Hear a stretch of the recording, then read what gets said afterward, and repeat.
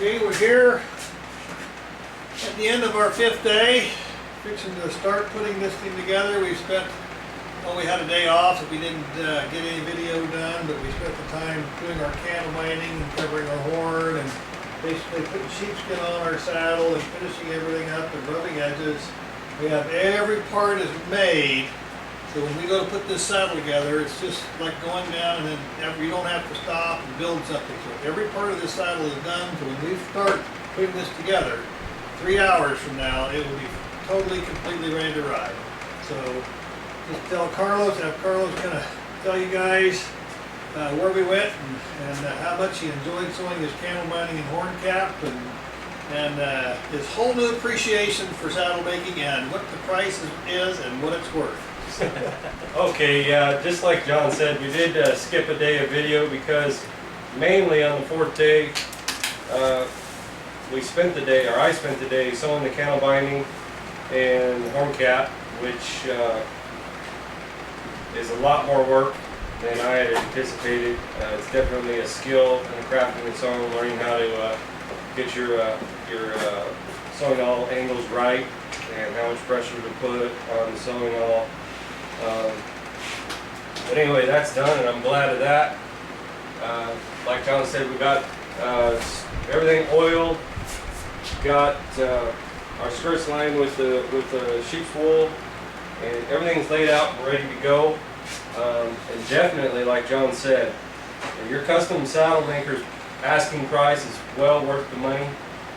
It was a full week of work to get to this point, and here we are, getting ready to put everything together. I really enjoyed my time here with John. He's an excellent teacher, and you know, he'll be putting on some classes in the future. And if you're at all interested in the finer points of saddle making, I would encourage you to get a hold of him.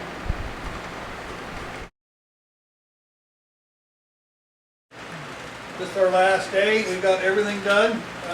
Carlos got his saddle finished. It was a good 6 days. We got everything done. I think he did a really very good job. He was a good student. He had some basic knowledge about using tools and running a round knife and how a saddle is supposed to work. And he's done the horseback before, and he's cowboyed for a living, so we knew what we were going for. I'm really proud of him. He did a good job, and just give Carlos met his whole thought process and the new understanding about building saddles. Well, thank you, John. All I can say is, wow, it was a full 6 days, and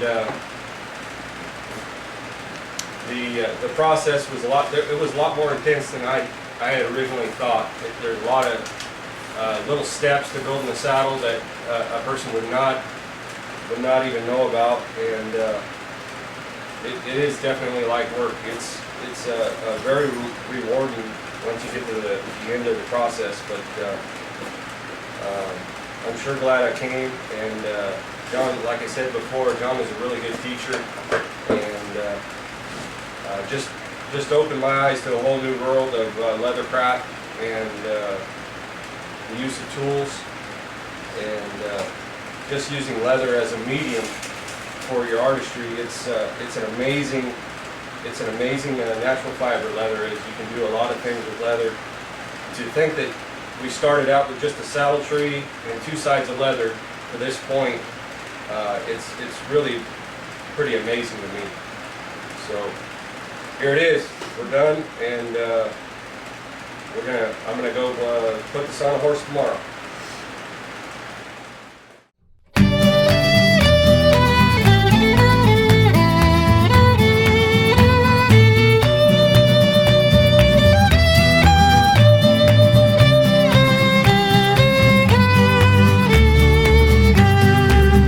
There are women of many descriptions in this queer world, as everyone knows.